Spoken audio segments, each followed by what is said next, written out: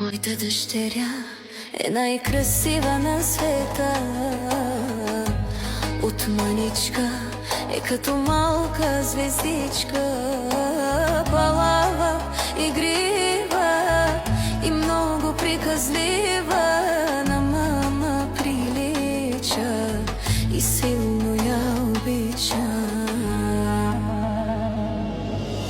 На мама момичето, на мама златото, мама завинаги ще те обича и сърцето ми за теб ще бие. На мама момичето, на мама златото, мама завинаги ще те обича и сърцето ми за теб ще бие.